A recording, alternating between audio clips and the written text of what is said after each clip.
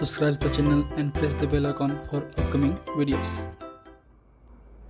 Hello friends, welcome to my channel Pharmacology Concepts by Rajesh Chaudhary, and in this video I will discuss about the basic pharmacology of the thiamide or the anti-thyroid drugs or thyroid inhibitors. तो आज की इस video पे हम anti thyroid drugs या थायोमाइड्स के basic pharmacology के बारे में बात करने वाले हैं। बात करें इस टॉपिक की तो ये टॉपिक आपके pharmacology two BPharm 5th semester endocrine pharmacology के अंडर में आते हैं।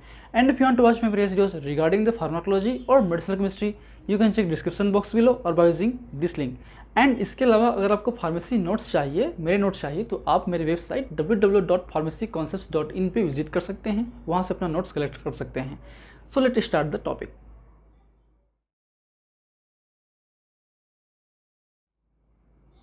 So anti-thyroid drugs or thyroid inhibitors means these drugs are used to lower the functional capacity of the thyroid glands। तो ऐसे ड्रग जो अल्टीमेटली थायराइड ग्लैंड की जो activity है या उनसे रिलीज होने वाले जो थायराइड हार्मोन है उनका जो एक्टिविटी है उन्हें कम करते हैं, मतलब थायराइड के अपोजिट काम करते हैं। ये कहीं ना कहीं आपके थायराइड हार्मोन के सिक्रीशन को, उनके सिंथेसिस को ये या रिलीज को कम करते हैं। ऐसे ड्रग्स को हम थायराइड हार्मोन इनहिबिटर्स या थायराइड इनहिबिटर्स या एंटी थायराइड ड्रग्स बोल सकते हैं। So these drugs use to lower the functional capacity of the hyper active thyroid gland. अगर किसी कारणवश किसी डिसीज़ की वजह से अगर आपकी जो थायराइड ग्लैंड की कैपेसिटी है वो इंक्रीज हो जाती है, वो हाईली अमाउंट पे T3 या T4, T3 means triiodothyronine and T4 means thyroxine, इनकी रिलीज को बढ़ा देता है। उस कंडीशन में इनको हम यूज़ करते हैं और ये जो कंडीशंस हैं मेजरली होते हैं आपके थायरोटॉक्सिकोसिस कंडीशन में, जिसमें आपका excessive secretion of the thyroid hormone का केस होता है। और ये बेसिकली आपके ग्रेव्स डिसीज या फिर टॉक्सिक नोडुलर गॉइटर के केस में दिखाई देते हैं। बात करें ग्रेव्स डिसीज की तो एक तरीके से ऑटो इम्यून डिसीज है, मीन्स इसमें आपके इम्यून बॉडीज IgG टाइप की इम्यून बॉडीज बनेंगे जो अल्टीमेटली आपके जो TSHR रिसेप्टर्स है, ठीक है, थायराइड स्टिमुलेटिंग हार्मोन रिसेप्टर्स हैं, उनको ये एक्टिवेट कर देते हैं। उनके एक्टिवेशन से आपके जो रिलीज़ है आपके T3 या T4 का वो इंक्रीज हो जाता है। तो इसके केस में जो है आपका TSH का लेवल नहीं बढ़ता है, ठीक है, क्योंकि ऑलरेडी ये TSH को एक्टिवेट कर रहा है तो TSH की ज़रूरत नहीं पड़ती है। तो जनरली इन कंडीशंस में, थायरोटॉक्सिकोसिस कंडीशंस में आपका जो TSH का लेवल है बहुत ज़्यादा कम हो जाता है, बिलो टू द नॉर्मल हो जाता है। उस कंडीशंस में हम मान लेते हैं कि आपको थायरोटॉक्सिकोसिस या फिर हाइपरथायरॉयडिज्म हो चुका है। तो उस कंडीशन में हम एंटी थायराइड ड्रग्स का यूज़ करते हैं, जिन्हें हम थायराइड इनहिबिटर्स भी बोलते हैं। बात करें इनके ड्रग्स क्लासिफिकेशन की, उसमें 4 मेजर ड्रग क्लासिफिकेशन आते हैं। पहले आपका thyroid hormone synthesis inhibitor, second है आपका inhibit the iodine trapping, third है आपका inhibit the hormone release and fourth है आपका डिस्ट्रॉय द टिश्यू या थायराइड टिश्यूज। तो फर्स्ट है आपका थायराइड हार्मोन सिंथेसिस इनहिबिटर, जिसके बारे में आज हम बात करने वाले हैं, वो है आपका थायोमाइड। ये थायोमाइड केमिकली डेरिवेटिव्स हैं। इसमें ड्रग आते हैं आपके प्रोपाइल थायोइरोसिल, मेथिमाजोल और काइमाजोल। बात करें इन तीनों ड्रग की तो काइमाजोल इंडिया पे यूज़ होता है, मेथिमाजोल इंडिया पे यूज़ नहीं होता है, ठीक है। प्रोपाइल थायोइरोसिल का भी यूज़ लिमिटेड होते हैं क्योंकि ये आपके हाईली टॉक्सिक हो सकते हैं, लीवर को डैमेज कर सकते हैं। इसका जो यूज़ है अर्ली प्रेगनेंसी में रिजर्व के रूप में हम करते हैं। अगर कार्माजोल काम नहीं किया तो फ्रिक्वेंटली आपके कार्माजोल ही हम यूज़ करते हैं, ठीक।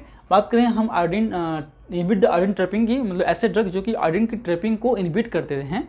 अगर आपको डिटेल समझना है इनके पाथवे के तो आप इनके सिंथेसिस पाथवे को पढ़िए, KD त्रिपाठी में ऑलरेडी दिया हुआ है। हम इमेज आपको शेयर कर रहे हैं, इस इमेज को आप डिटेल में पढ़िए ताकि आपको जो प्रोसेस हैं आयोडीन ट्रैपिंग का या फिर आपके आयोडीन से आपके TIG या फिर आपके जो DIT या MIT बनने का या फिर थायरोग्लोबिन से आपके T3 T4 रिलीज होने का या फिर T4 से T3 कन्वर्जन होने का, ये सब इसमें आपको मिलेगा। इन प्रोसेस को ही ये जो ड्रग्स हैं वो इनहिबिट करते हैं अल्टीमेटली। तो आप चाहे तो इसको नोट कर सकते हैं, याद रखिए इनको। चलिए अब आते हैं उसमें ड्रग की बात करें तो उसमें आते हैं आपके थायोसाइनेट, ठीक है, या फिर परक्लोरेट्स और नाइट्रेट्स। तो ये कुछ ड्रग्स हैं जो आपके आयोडीन ट्रैपिंग को इनहिबिट करते हैं। फिर आपका है इनहिबिट द हार्मोन रिलीज, क्योंकि आपके इंडोक्राइन ग्लैंड से रिलीज होते हैं तो कहीं ना कहीं इनके रिलीज को भी इनहिबिट कर सकते हैं कुछ ड्रग, जिनमें आते हैं आपके आयोडीन या फिर आपके सोडियम आयोडाइड, पोटेशियम आयोडाइड और ऑर्गेनिक आयोडाइड्स। तो ये सब जो हैं हार्मोन रिलीज को इनहिबिट करते हैं। फोर्थ है आपका tissue, destroy the tissue thyroid tissues, उसमें आते हैं रेडियो एक्टिव आयोडीन, जो आपके थायराइड ग्लैंड्स की जो एक्सेसिव टिश्यूज हैं उनको डिस्ट्रॉय करते हैं ताकि आपके जो हार्मोन हैं वो कम से कम हो सके। तो ये कुछ ड्रग हैं। आज हम बात करेंगे इंपॉर्टेंटली जो मेजर इंपॉर्टेंट ड्रग है वो है आपका थायोमाइड, जिसे हम कॉमनली एंटी थायराइड ड्रग्स के रूप में बोल सकते हैं या बोलते हैं। बाकी हम सभी को भी एंटी थायराइड ड्रग्स बोल सकते हैं, लेकिन कॉमनली अगर हम बात करें तो हम एंटी थायराइड ड्रग जब बोल रहे होते हैं तो हम बात कर रहे होते हैं थायोएमाइड्स का। इसमें आते हैं प्रोपाइल थायोयूरेसिल, कार्बिमाजोल और मेथिमाजोल। ठीक, अब आते हैं इनकी हिस्ट्री की। तो 1940s के अराउंड पे थायोयूरिया डेरिवेटिव्स हैं, ठीक है, वो एक तरीके से आपके रेट्स में यूज़ किया गया और देखा गया कि ये जो थायोयूरिया डेरिवेटिव्स हैं वो आपके गॉइटर या फिर हाइपोथायरॉयडिज्म में कॉज कर रहा है आपके रेट्स में, मतलब कहीं ना कहीं ये आपके थायराइड लेवल को कम कर रहा है। इसलिए थायोयूरिया डेरिवेटिव्स को हम आपके हाइपरथायरॉयडिज्म के केस में यूज़ कर सकते हैं ताकि उस केस में उसको कम कर सके। ठीक है, जो इनमें बात करें थायोयूरिया डेरिवेटिव्स की, जो ओपन चेन डेरिवेटिव्स होते हैं वो आपके टॉक्सिक नेचर के होते हैं, हमने बाद में पाया रिसर्च में, तो फिलहाल वो यूज़ नहीं होते हैं। लेकिन जो आपका मेथाइल और प्रोपाइल डेरिवेटिव्स हैं, जैसे कि बात करें प्रोपाइल थायोयूरेसिल, ये आपके बेहतर तरीके से एक्टिव भी हैं और इफेक्टिव भी हैं और सेफ भी हैं। इसके अलावा आपका थायोइमिडाजोल डेरिवेटिव्स लाइक द मेथिमाजोल और काइमाजोल, ये दोनों भी आपके सेफ हैं, इफेक्टिव नेचर के हैं और हम इसको फ्रिक्वेंटली यूज़ करते हैं। ठीक है, बात करें इसके मोड ऑफ एक्शन की तो मोर और लेस सिमिलर होते हैं। जो बात करें प्रोपाइल थायोयूरेसिल की, तो ये जो प्रोपाइल थायोयूरेसिल है ये आपके थायराइड पेरोक्सीडेज एंजाइम को इनहिबिट करता है। साथ में जो आपकी डी आयोडीनेशन है या फिर डी आयोडीनेस एंजाइम्स हैं, जो D1 टाइप एंजाइम्स हैं जो हमने पिछले क्लास में पढ़ा था, उसको इनहिबिट करता है। और करिमाजोल केवल आपके थायराइड पेरोक्सीडेज एंजाइम को इनहिबिट करता है। अब इनका क्या रोल है देखिए, हम समझते हैं इनके बेसिक जो स्ट्रक्चर है उस पर। तो बेसिकली आपका जो आयोडीन है वो आपके सोडियम आयोडीन ट्रांसपोर्ट सिस्टम या सिम्पोर्टर के थ्रू आपके आयोडीन इंटेक होता है सेल्स में। ये फिर आप फर्दर आपके थायराइड ग्लोबिन्स के साथ में जो MIT और DIT बनते हैं, फिर उनका कपलिंग होता है। कपलिंग होने के बाद वो T3 T4 बनते हैं और ये फर्दर आपके लाइसोजाइम्स में पहुंचते हैं, वहाँ से वो आपके रिलीज़ होते हैं T4 T3। T4 फर्दर आपके डी आयोडीनेस एंजाइम की प्रेजेंस में T3 में कन्वर्ट्स होते हैं। ये एक बेसिक स्टेप्स हैं। तो आपका जो प्रोपाइल थायोयूरेसिल है वो आपके इन कपलिंग को, इन प्रोसेस को जो है इनहिबिट करता है by inhibition of the this enzyme thyroid peroxidase enzyme, not oxidase, आपका क्या है पेरोक्सीडेज एंजाइम को इनहिबिट करता है। इसके अलावा आपका D1 टाइप को भी इनहिबिट करता है। D1 मतलब डी आयोडीनेस एंजाइम जो हैं आपके 3 टाइप के होते हैं, D1, D2, D3। हमने पिछले क्लास में बात किया था। जो D1 टाइप है वो आपके नॉर्मल T3 और आपके रिजर्व T3 दोनों को ही कन्वर्ट कर सकते हैं आपके T4 से। ठीक है, तो ये इसको भी इनहिबिट करता है। तो ये आपके बेसिक पॉइंट्स हैं, आपके दोनों ड्रग के बेसिक मोड ऑफ एक्शन हैं। बात करें ओवरऑल तो they bind with the thyroid peroxidase and the prevent the oxidation of the iodides and the tyrosine iodotyrosyl residue, thereby first inhibiting the iodination of the tyrosine residue in the TG।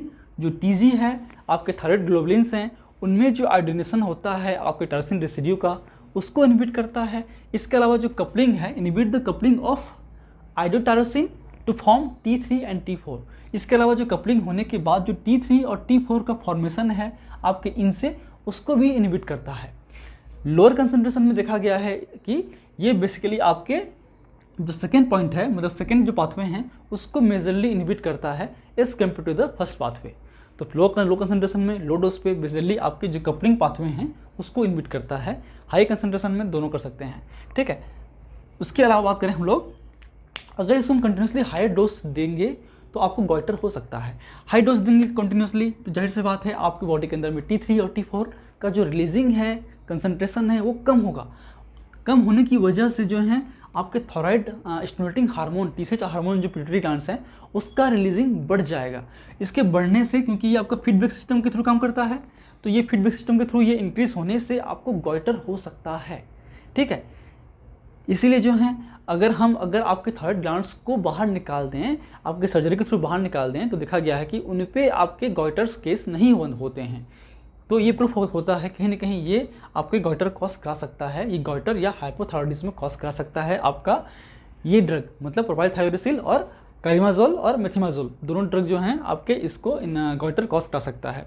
ठीक है, बात करें kinetic की, तो ये orally हम देते हैं तो ओरली एब्जॉर्ब होता है, अच्छी तरीके से होता है, क्विकली होता है, आपकी लीवर से मेटाबलाइज होता है, यूरिन से रिलीज होते हैं, ये आपके पूरे बॉडी में डिस्ट्रीब्यूट हो सकते हैं इजीली, आपके प्लेसेंटा को क्रॉस कर सकता है, मिल्क में सिक्रीट हो सकता है, मिल्क तक पहुँच सकता है और आपके यूरिन से बाहर निकलता है। ठीक है, बात करें इसके साइड इफेक्ट्स की, तो कॉमनली जो आपके हाई डोज देंगे, जाहिर सी बात है आपको हाइपोथायरॉयडिज्म या गॉइटर हो सकता है हाई डोज पे। ठीक है, लेकिन इसके अलावा जो वो हैं आपके कुछ और हैं, जैसे कि आपके स्किन रेसेस की हो, जाई इंटॉलरेंस की हो, आपके जॉइंट स्पेन की हो या फिर लीवर डैमेज की हो, ये सब भी आपको देखने को मिलते हैं, खासकर आपके प्रोपाइल थायोरेसिल के केस में। हेयर लॉस वगैरह भी आपको देखने को मिलता है। ठीक है, बात करें इनके यूज़ की, जैसे मैंने कहा फ्रिक्वेंटली हम कारिमाजोल हम फ्रिक्वेंटली हम यूज़ करते हैं। ठीक है, मेथिमाजोल हम इंडिया पे यूज़ नहीं करते हैं। इनका जो यूज़ है बेसिकली आपके हाइपरथायरॉयडिज्म के केस में, मीन्स आपके जो थायरोटॉक्सिकोसिस कंडीशंस हैं, इसमें ग्रेव्स डिसीज़ हैं या फिर आपके जो थायराइड टॉक्सिक नोडुलर गॉइटर्स हैं, उनके केस में हम इनका फ्रिक्वेंटली यूज़ करते हैं as a definitive therapy, as a pre operative therapy and with the iodine 131, मतलब रेडियोएक्टिव आयोडीन के साथ में हम करते हैं। ये क्या है डिटेल आप बुक में पढ़ी है, आपको नॉलेज हो जाएगा, इतना इसकी ज़रूरत नहीं है जानने की। सो these are the basic pharmacology of the anti-thyroid drugs or the thyroid inhibitors, basically thiamide. And if you want to know this lecture, please take a screenshot in last. And if you like my videos, please press the like button, share with your friend, and any feedback, please comment on the comment section. That motivates me for the upcoming videos. In last, thank you. Keep watching.